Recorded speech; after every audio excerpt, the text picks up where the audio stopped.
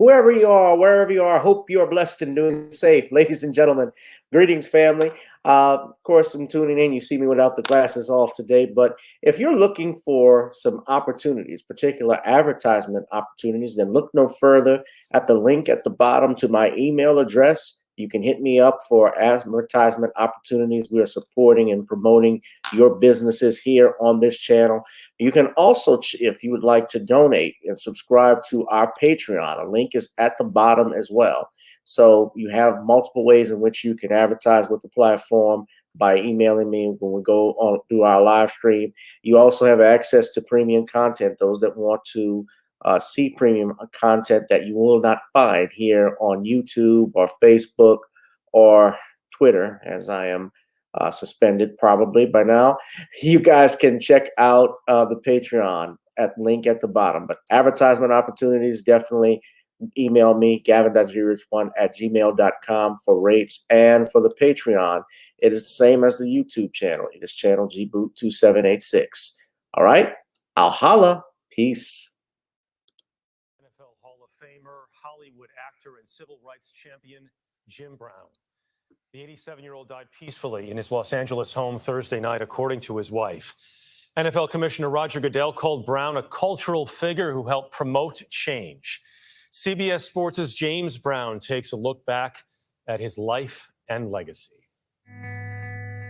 James Nathaniel Brown, better known as Jim, was born in St. Simons, Georgia in 1936, the son of a boxer and a housekeeper. Brown went on to attend Syracuse University, where he was a multi-sport phenom. He lettered in football, basketball, track, and lacrosse, in which he was named first-team All-America as a senior. But it was in football that Brown stood out. As a senior, he ran for 986 yards in just 8 games. He capped his college career in a Cotton Bowl loss to TCU, in which he totaled 132 yards rushing and 3 touchdowns and kicked 3 extra points. He was drafted 6th overall in the 1957 NFL draft by the Cleveland Browns and put together one of the most legendary careers in NFL history. In just 9 seasons, he led the NFL in rushing 8 times while also carrying the Browns to the 1964 NFL championship. The franchise hasn't won a title since. When Brown walked away from the game in 1965, he held the league records for most rushes, yards, and touchdowns, marks that stood for more than a decade after his exit. Brown walked off the field and into Hollywood, retiring while on the set of The Dirty Dozen. After much deliberation, I've come to the conclusion that I will retire from professional football this season. My original intention was to try and participate in the 1966 National Football League season, but due to circumstances, this is impossible.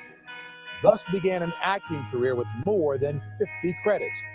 Brown was outspoken on civil rights and race and became a leader in the effort to end inner-city gang violence.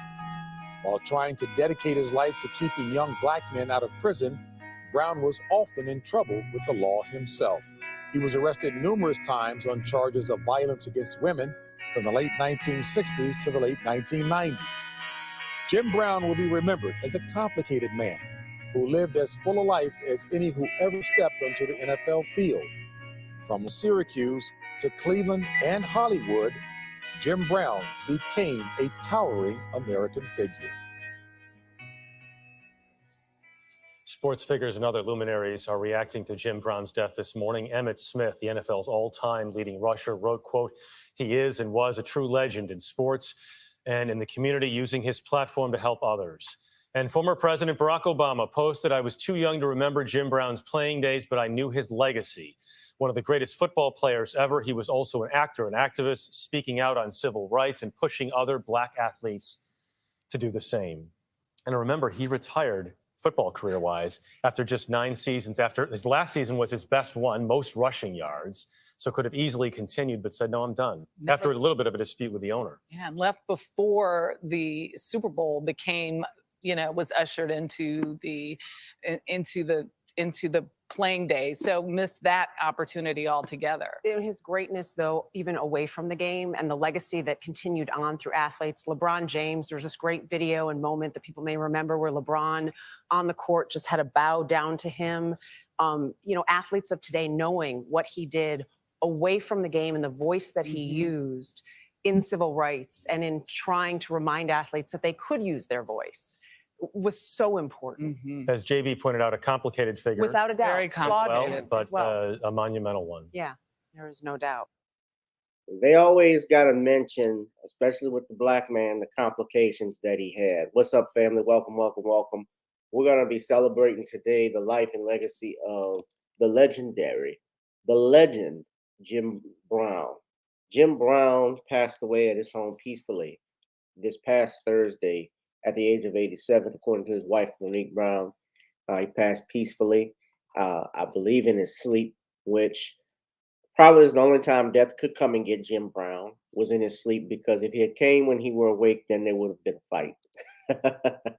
And death probably would have gotten the worst of it, just knowing who Jim Brown is. But we're here to honor and celebrate our brother, the legend Jim Brown's legacy. Now, those of you who, I didn't grow up during the time of football when Jim Brown started, obviously. None of us probably on here are my fans and followers. Maybe with the exception of few who were born in the 50s got to see Jim Brown play. But he played in an era from basically the late 1950s to the mid 1960s, when football was just becoming popular. You had athletes like Johnny Unitas, the quarterback, from the Baltimore Colts, Gino Marchetti and Lenny Moore, and of course Green Bay, Bart Starr and Paul Hornig and Ray Nitschke, and then New York, you had Sam Huff, who was a legendary linebacker. Yes, I know all of this stuff.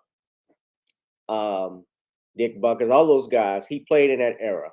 And his time period that he played in the NFL, however, was not a long time. Jim Brown actually retired at the age of 30, at the peak of his career. He retired. And these are just some of his highlights. He was a three-time MVP of the NFL. He was in 9 Pro Bowls from 1958 through 1966. Straight. His record, he still holds the record, I believe, for yards per carry. I think he's first on the highest average game rushing career. First most touchdowns in his career at the time of his retirement. This is all of the records that he broke. Most touchdowns in a career, 126. Led the league in rushing for 8 out of 9 seasons.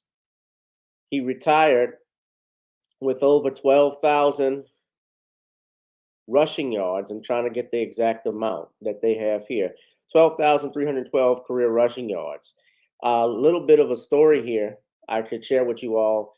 At the time he retired, did y'all know that he was planning to make a comeback? And he had some years after he retired in the 80s.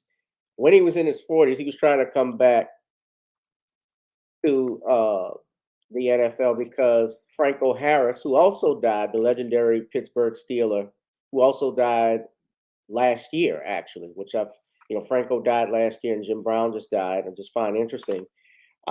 Franco was getting ready to break Jim Brown's record, and Jim Brown wanted to come out of retirement because he didn't consider Franco Harris to be a great running back. He didn't like the way Franco would get yards, where Franco was trying to run out of bounds instead of trying to earn every inch, like fighting and mauling over people, because Jim Brown actually would run people over if you look at his highlights. But just look at this.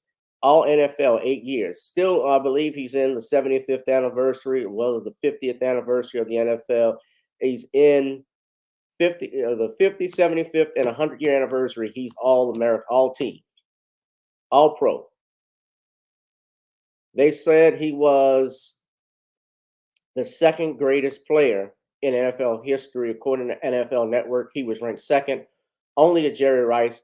I think that the NFL Network should actually redo that entire list, because Jim Brown purely was number one. We're talking about all-around athlete. You're talking about NFL player. The running back position, yes, Jerry Rice was a beast. Don't get me wrong.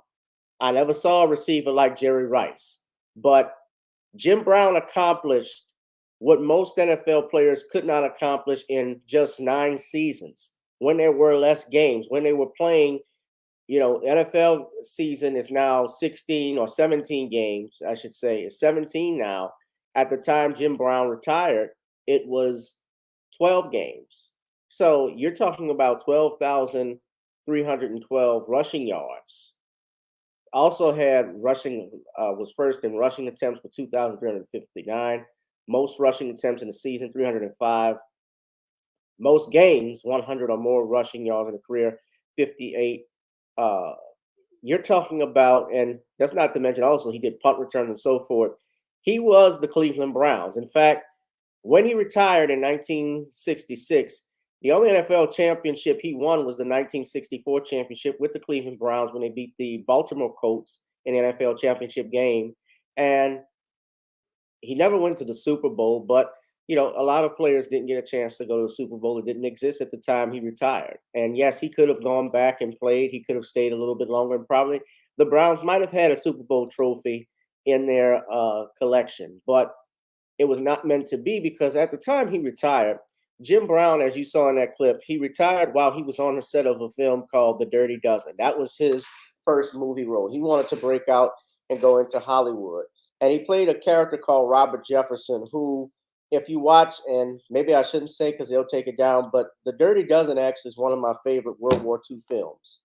And he played a commando, basically one of these 12 convicts who were at least sentenced to hard labor or death, but he was sentenced to death because he got into a fight with some white soldiers who made some racial epithets to him, but also I believe they were, I think they had attacked him of some sorts, and he ended up killing them. So that's what unfortunately they did to black men in the army at that time, where it was strictly and staunchly segregated. They, of course, did not respect you. But in the movie, one of the great things that I like, and spoiler alert if you haven't seen it, but go watch it. But he gets basically to act with Lee Marvin and Charles Bronson and Telly Savalas, Donald Pleasance, those actors, and he held his own. And there's a particular scene near the end you need to watch. Uh, I mean, I'm not. It's an old movie. You probably have seen it, and I'll just tell you. But he gets to kill a Nazi. He's the one that actually gets to really kill the Nazis in the end. Uh, the head of the some prominent Nazi members at the end, and you think he's going to make it, and you're rooting for him, and unfortunately he didn't. But you still, when I watch it, I'm still like, come on, Jim, you're going to make it, you're going to make it, you're going to make it. Ah! And I think even Sinbad even mentioned that you're rooting for him to win. And even when you looked at it and you saw the faces of the other actors, even though they're acting, they're all sad and shocked that he didn't make it because he had become a favorite. And he did a phenomenal job. And he retired in 1966 on the set of The Dirty Dozen because Art Modell, who was the NFL owner at the time of the Cleveland Browns, was upset as to why his star player was not at the training camp of the start of the 1966 season. And Jim Brown, of course, was not a boy. He was not going to jump when you told him to jump. He was interested in this career. This was something he wanted to do. Obviously, to branch out in a new medium, which was Hollywood films for him. Because, you got to realize too, the NFL did not pay a lot of money back then, and it's not $1 million contracts that you had. All of this started to increase over the years only because of the game got popular, and advertisers would pay time to have their products mentioned during an NFL game.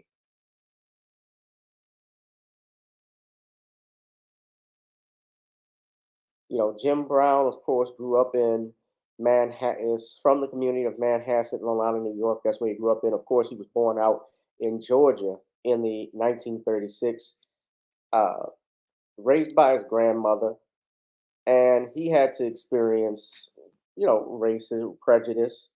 And one of the things is, as he got popular, he did not forget where he came from. Uh, he was close friends, as many of you may know, with another athlete who we call the GOAT. And that, of course, is the greatest of all times, Mr. Muhammad Ali. And Jim Brown actually organized and spoke on Muhammad's behalf when he was trying to dodge, well, I'm not going to say dodge, excuse me, when he didn't want to be drafted into Vietnam, he helped organize that sports summit. That's from the set of The Dirty Dozen. That's Jim Brown and that's Muhammad. Jim Brown's about 6'2". Ali is about 6'3". So they're about what and what. But yeah, they were very close. And even Jim Brown went to Africa when Ali, that's Sammy Davis Jr., that's Muhammad Ali, and that's Jim Brown. When Ali fought in Zaire for the Rumble in the Jungle against George Foreman, Jim Brown actually was on color commentary. So he was actually doing commentary. They were very close. Jim Brown went through a lot. Uh, he was even spied on, and he talked about this with the FBI. I'm going to play a clip of that in a second. Thank you. Is that Darius? Darius is here. DeAndre. Yeah, I'm going to play a clip. This is from Jim Brown on the FBI, how they spied on him, which is what they did. And I'm going to talk about those charges because they always try to bring up his legacy. You know, he abused women. He abused this. They always try to demonize black people, which stuff happens. We didn't say anything when Ronald Reagan died. They didn't say anything when Reagan was known. I'm not going to say with domestic stuff, but his policies, how he treated African Americans. They told us when Reagan died to let the family mourn. Don't mention anything. Don't do this, do that. Out of respect to the family. They did the same thing with, I mean, all of their celebrities and entertainers who we know have had issues in the past. We say nothing. But I want to play this because Jim Brown said something very interesting in this interview with Graham Bessinger about 7 years ago. Jim Brown was about 79. You were doing so much early on to create change, progress social issues, create opportunities, all the while the FBI was essentially spying on you. These were the J. Edgar Hoover days. Why do you think they were spying on you? I wasn't under control by anybody. Anytime you have an influence in your society and you're not under control, there's a fear that you might get people to do the wrong thing. So if I can lead a lot of young men today and they don't control me, then they watch out to make sure that I don't do something that is going to be incorrect for the society. That's what I think. I don't know. How did the FBI spying on you impact your work? Well, everything that the society did to disrupt the work, disrupted the work. You know, when you're trying to do the right thing, you're trying to get the resources and people are trying to stop you from doing what you're doing, even though it's the right thing, it makes it twice as hard. So I'll give an example of something. If you went out and asked 100 people about me, I guarantee you 99% of them wouldn't know anything about my true activism. They'd never know I was the President Rich Prize Company. They'd never know that I started the Black Economic Union. We started over 400 black businesses. They'd never know I worked for Pepsi-Cola for 9 years. They would never know I went into the service as a second lieutenant, came out as a captain. They'd never know that I was elected student athlete in the 25th silver anniversary of the NCAA. They would not know any of those positive things. The most positive things they would know is that I played football, made a couple of movies. They would probably put the movies down, say B movies, and beat women and was a menace to society. And you got a copy of their documents about them spying on you through the Freedom of Information Act. Yes. What did the documents say? It talked about my relation with the Nation of Islam. They had excerpts from speeches that I made. And their conclusion was he didn't sign to become a member of the nation, so he's not a member of the nation. They couldn't come up with anything. You know, he was in the company of Malcolm X, but they were always accounting for what I did when I had a meeting with another activist, or when I spoke, when I dealt with the Nation of Islam. But because I wasn't a member and I didn't do anything subversive, there wasn't anything they could truly say. So it was a wasted paper. For more clips from this interview, visit grahambensinger.com. So he was not, yeah, so he had been spied on, which happened to a lot of black men, especially if you have money, you have power. Spike Lee, I remember, did an interview with him. Well, not an interview, he did a documentary because Jim Brown did about several movies with Spike Lee, including She Hate Me.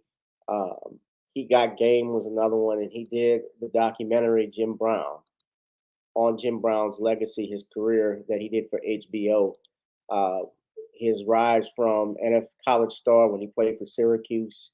He was actually a great lacrosse player. He's actually in the Lacrosse Hall of Fame. He's also in the ROTC Hall of Fame, which is where he went into the military in the Army Reserves. He actually came out as a captain. He was a great all-around man. And they try to bring this up, and yes, they try to bring up these allegations that he's had, but thing is, most, if not all of them, as you saw, he was represented by Johnny Cochran. He was never convicted on any of these charges. He did spend some time in jail in 2000. So this is from 2010, this interview. He did do some time in jail, but I believe that was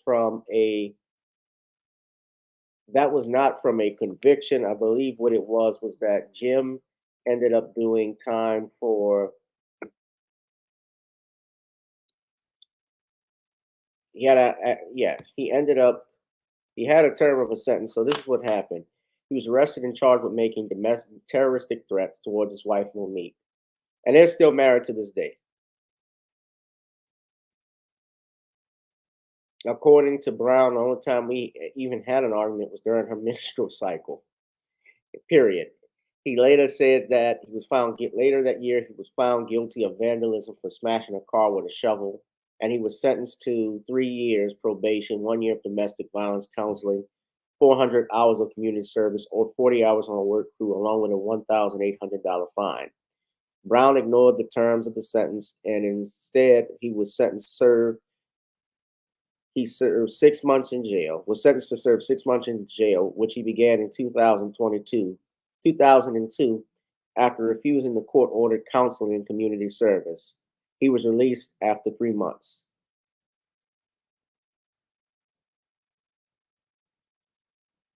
He said in 2015, there's no excuse for violence. There's never a justification for anyone to impose themselves on someone else. And it will always be incorrect when it comes to a man and a woman, regardless of what might have happened. You need to be a man and be man enough to take the blow. That is always the best way. Do not put your hands on a woman. Now, criticism that you've taken over the course of your life for either accusations that have been made against you or run-ins with the law. How fair do you think the criticism has been of you? I don't look at criticism as being fair. I look at things being accurate. Fairness is not a part of it. The accuracy is a part of it. So when people are accurate, it is what it is. When they're not, it's unfortunate. So what I've done. What I didn't do.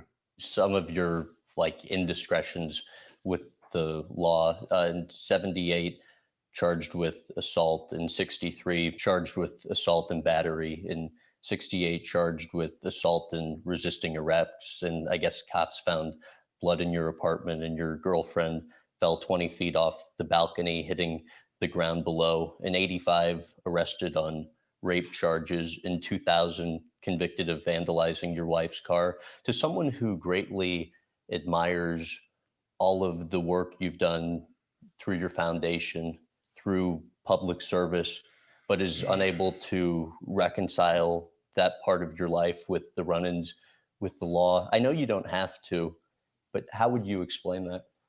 You read off a piece of paper charges and accusations, and then you brought it back to me.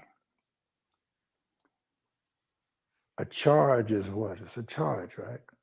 Why don't you talk about what I did? What have I been convicted of? I mean, vandalism.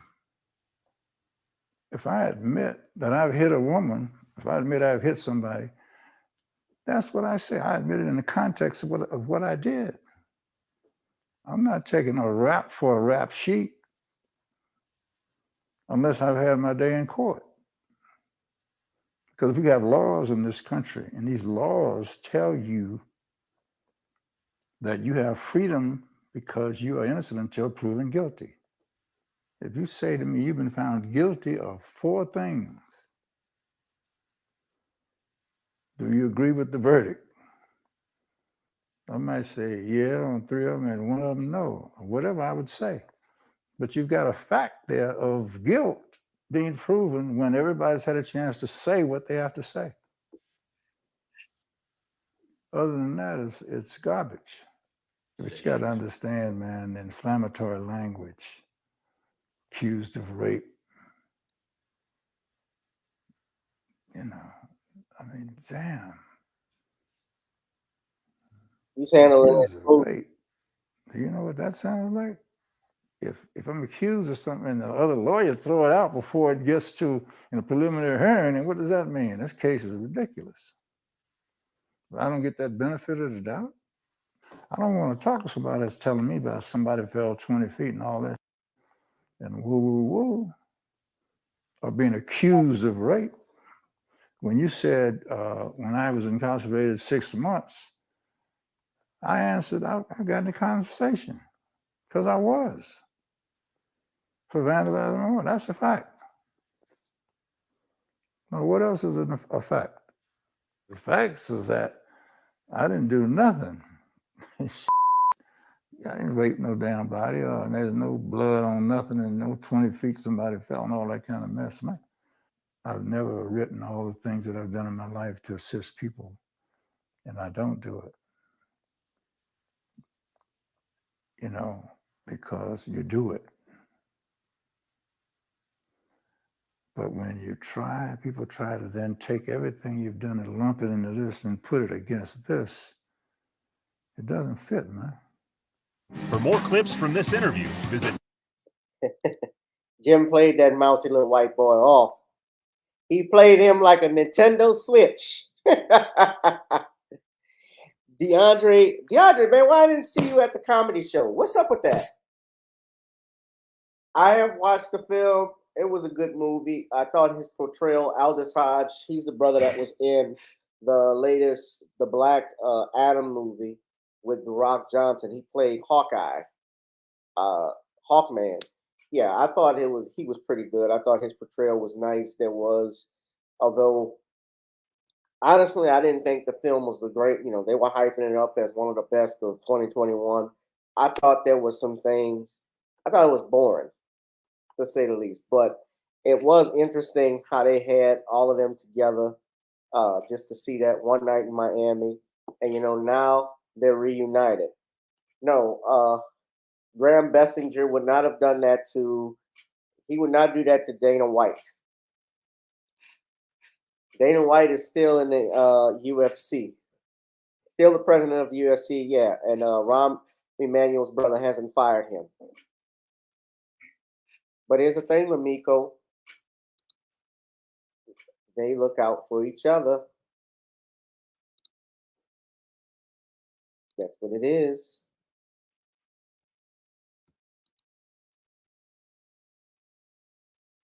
Brother Jim Brown, this is his picture when he was inducted into the ROTC, by the way. This is when he was an Army captain. He was in the reserve unit. So,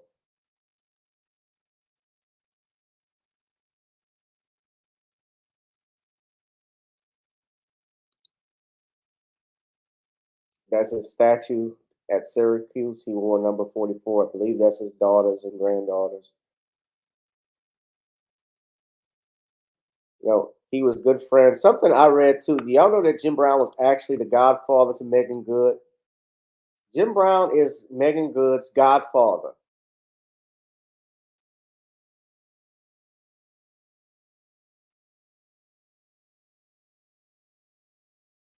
I don't know how that happened,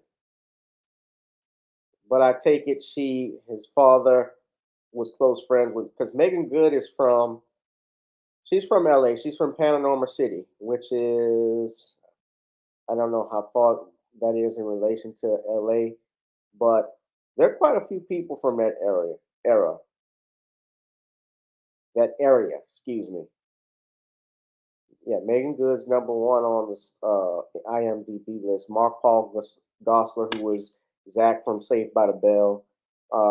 Kurt Cameron's sister, Candace Cameron Burr, who played DJ on Full House. Yeah, quite a few people from there. So I think that's how he probably met her father. But yeah. Jim Brown is her. Yeah, so her dad was a cop. Yeah, but she's Jim Brown's goddaughter. So I wonder if she has she said anything about Jim Brown's death? Jonathan Majors, old lady.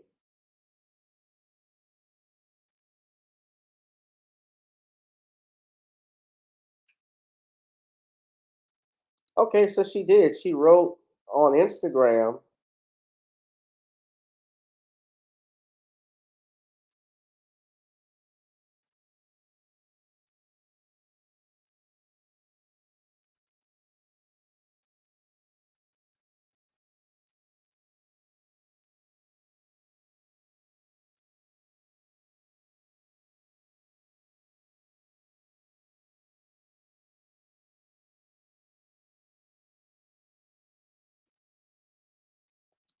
I don't know why it's not showing up here, but okay.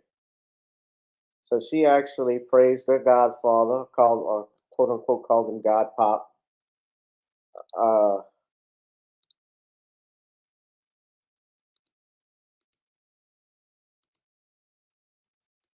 Yeah, he was in the army. But yeah, Megan Good said the following. She said, "The pain of never hearing your huge but calm chuckle again is immeasurable. The grief of never getting to sit with you, plus have our meeting of the minds to be encouraged that my perspective is unique, God-given, authentic, and is much needed. I miss you tremendously already. I'm heartbroken, yet I am overwhelmed with so much gratitude of having been at the feet of one of the most phenomenal, I think she meant phenomenal giants the world has ever known and doesn't truly know the fullness of. One of the greatest minds of a lifetime, one of the biggest hearts for others I'll ever get to know." Yes, indeed. Jim Brown, too, the great thing about him is all the stuff that he did with his America I Can program. He worked with inner city youth. He did,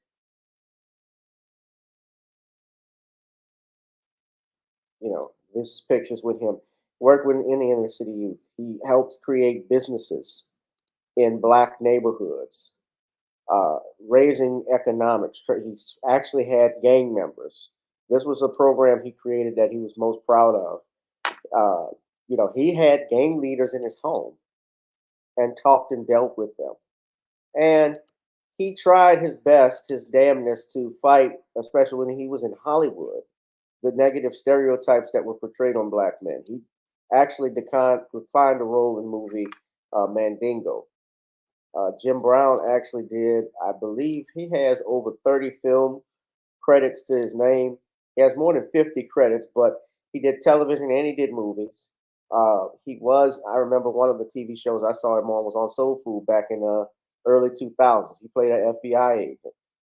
He also was one of the best movies I remember him from was a movie called that I was a big fan of was "I'm Gonna Get You Sucker" with Keenan Ivory Wayans, and I still remember this clip about his bunion. I'm gonna see if I can play it. Oh, damn, the soldier boy's here, man.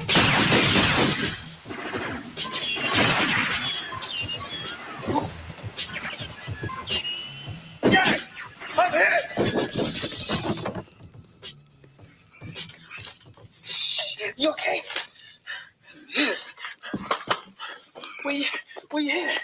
In my foot. Oh my God. They shot me in my bunion, man. Man, I can't go on. Well, what am I gonna do? Get him for me, Jack. I can't go along. You're down and Slade's not here. I can't. Slade! Ain't nobody shooting my baby. Ma! Why you promise? I know I promised. What am I supposed to do? Stand by while they kill you? Come on, let's get out of here. Follow me. No, you follow me. Follow me. I don't care who follows who. If y'all step on my bunion, I'll kill both of you. You gonna be okay, man? I'll be okay. I can do it, man. I won't let you down. I need to put that foot in some Epsom sauce. Get that swelling out of there. Come on, Mama. Let's get out of here. Oh man, that's one of them. I also love the original Gangsters movies that he did, where you got to think about this. When he went into Hollywood, just to go back to his Hollywood career, he was one of the first black actors to actually be in an interracial love scene with one of the finest women in filmography, white, black, whatever. Raquel Welch was a beautiful woman, and they actually had this interracial love scene that was very controversial. Although I've heard rumors, there have been rumors about them. I don't know. It could be true. It was the 70s, but I won't. Love scene with actress Raquel Welch. What was it like filming that on the first day of shooting? I wanted to, it was difficult, probably more difficult for her, but I wanted to be a gentleman and be professional. And I didn't want it to be, the director kind of wanted me to rip her clothes off, and I didn't want to do that. I wanted it to be more of a love scene. And I thought it was very difficult to do that on the first day, but we had to do it, so.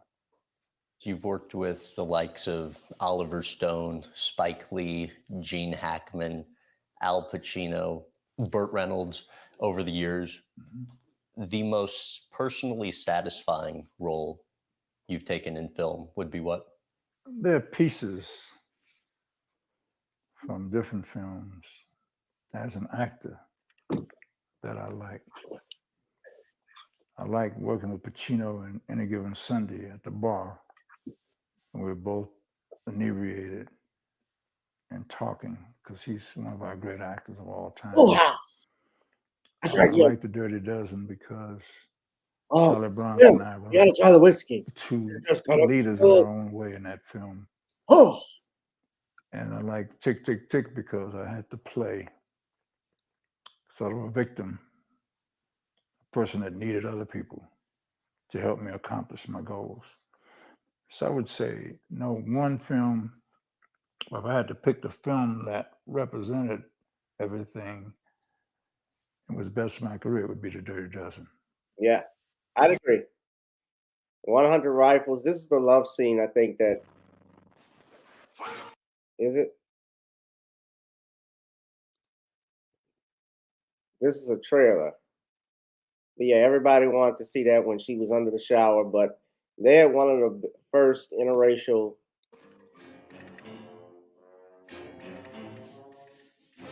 Watch out for Burt Reynolds. You saw all them engines hung up like a side of a beef after all the trouble we went through to get them rifles? Look, I spent 15 years in the 9th Cavalry, keeping the law and chasing bad Indians. But this one ain't my business, it ain't my fight, and it ain't my job.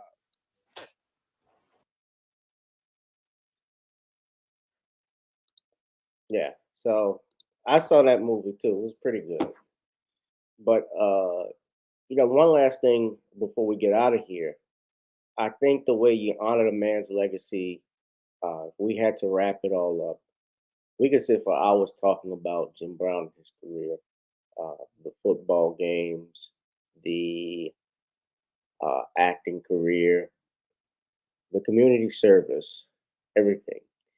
And while he may, quote unquote, have been flawed, although all people fall short, even no matter whether they're a legend on the gridiron, whether they're a person on a cash register, no matter what job they had, everybody falls short of the greatness of God in some way. But he did what we do know is while we focus on the negative, media tries to focus on the negative.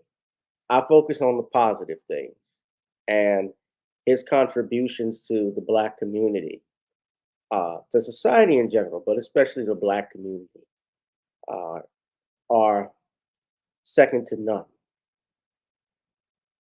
And when people told him you couldn't do stuff, he went ahead and did it. This was the first interracial love scene in Hollywood. I believe one of the first. Now, on television, of course, if you are Trekkie, if you watch Star Trek, the first interracial kiss on television was William Shatner and Nichelle Nichols when they did an episode of Star Trek. He kissed her, and I think Spock actually was supposed to be the one that kissed her, Leonard Nimoy, but William Shatner wanted that chocolate because it was just so good and it would have been relevant. Why couldn't the captain be the one to first dip his vanilla stick in the chocolate bowl of pudding? It just had to be perfect. I had to do it. I clearly liked Nichelle. She was a great actress. But I was the captain of the, of the Enterprise. And I had to dip that white spoon into that cup of chocolate pudding. Now,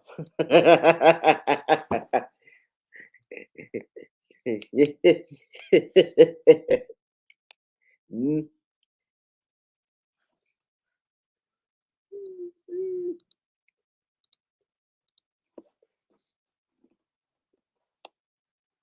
Yeah, I can do them all. Only one I can't do Leonard Nimoy. I can do of course I do Scotty. Captain, but what about Dr. McCoy? I haven't got a couple of hours, man. Come on, you gotta move. We gotta do Rescue 911.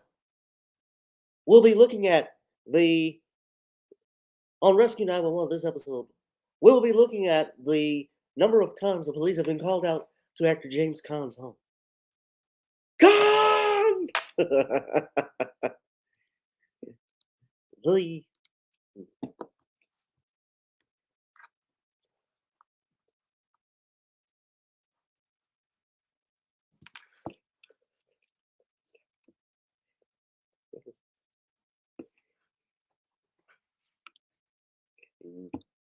I will wrap it up. But Jim Brown, not just legend overall, hardworking man that gave to his community, to his people. He's well loved. He will be missed. Uh, you know, I certainly have nothing but love and respect for him and his work.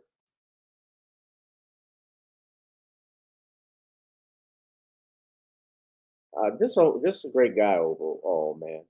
I never met him.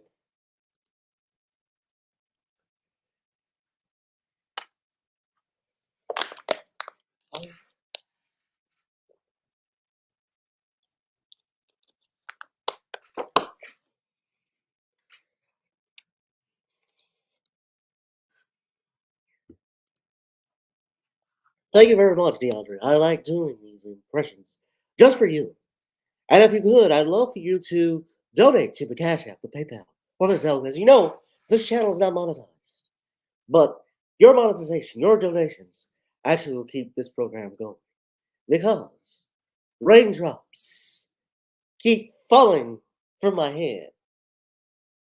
And I just don't want to keep getting off my bed.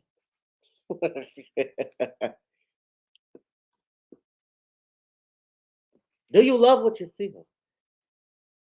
What William Shatner covered the hits of Shaka Khan? Shaka Khan. Let me rub you down, Shaka Khan. That's all I want to do, Shaka Khan. I really feel for you. I really want to be with you. Shaka Khan, if you really got to move, Shaka, I will move, Shaka Khan. Shaka Khan, Khan!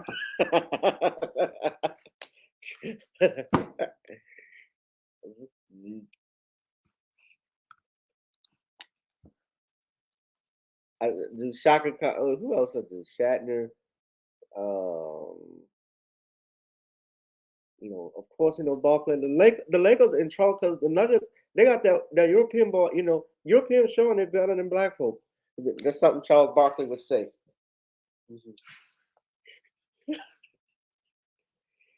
Yeah, Jim Brown was on the level of Jack Johnson, Paul Robeson. I mean, I put him up there with Ali. He was part of that movement. I mean, he organized that event with your Kareem Abdul-Jabbar and Bill Russell and so many other black luminaries in the 60s. And he had served in the military, but Ali was, Jokic.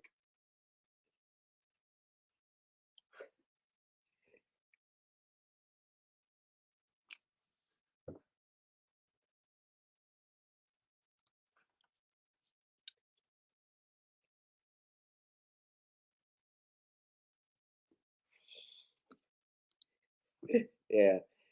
That's what he said. Joker, here's the thing. Joker proving that Europeans are actually better than black folk. And I can say that because they're not gonna find me. Or I'm black too. When I want to be. LeBron might be done. And LeBron, he gonna get hit third point, but everybody else that can't do it. It's just terrible.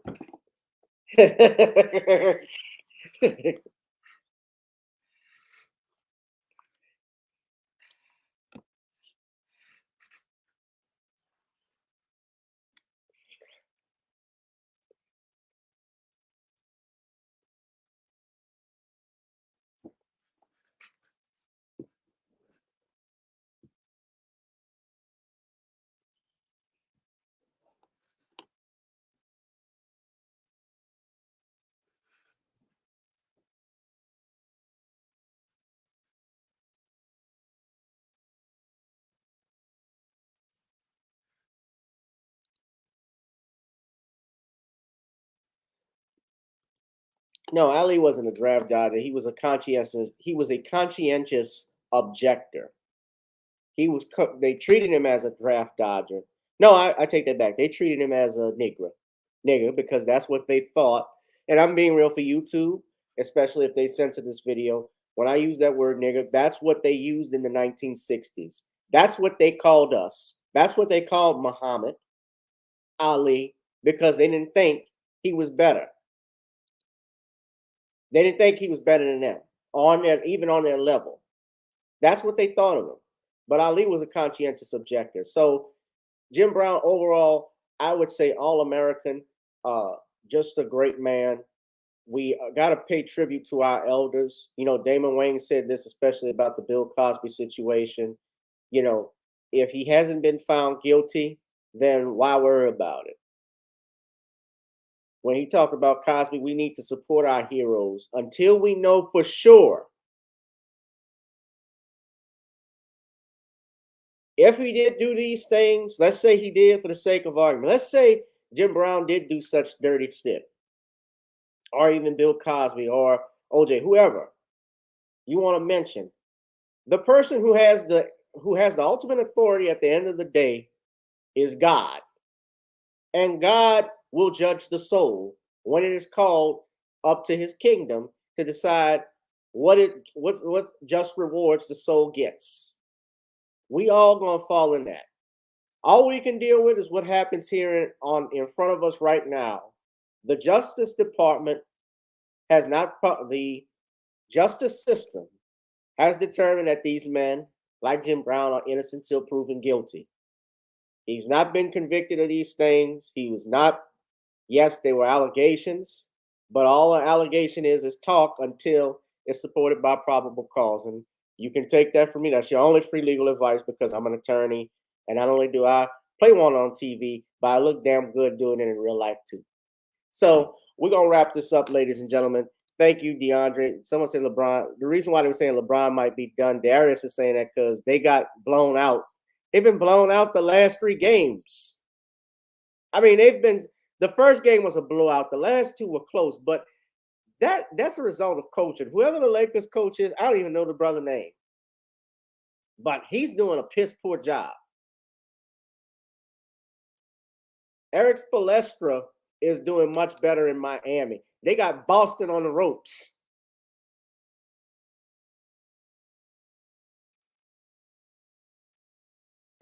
let me get out of here, y'all.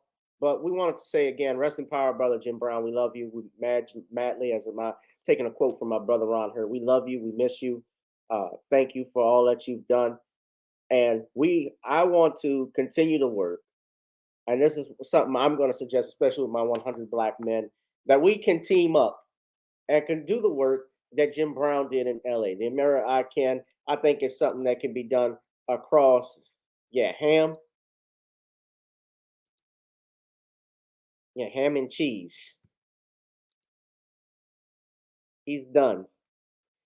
I think we need to continue to celebrate this legacy by continuing the work he did in the inner city, by doing the work and it can be done in any city. When we look at New Orleans, when you look at Baton Rouge, Los Angeles, Chicago, Miami, there's always an inner city, especially with our Black people, that they box us in. Well, now let's grow that and take that and practice group economics, put our businesses here, because if you don't, other business people will, and they will take over. I see it now here in New Orleans East. They got a grocery market, a Hispanic grocery market right on Chef Highway. I didn't even know that. Right next to a chicken restaurant. We could have put some businesses on this block. We could put businesses on Bullitt. If we want change, it's you that's got to make the change. Just watch the rebroadcast, Danielle. Please, please, please check out. Hit that like, share, and subscribe button. Check out the Patreon, GBoo2786, as well as if you want to hit me up for advertisement, just email me at gavin.grich1@gmail.com for advertisement opportunities.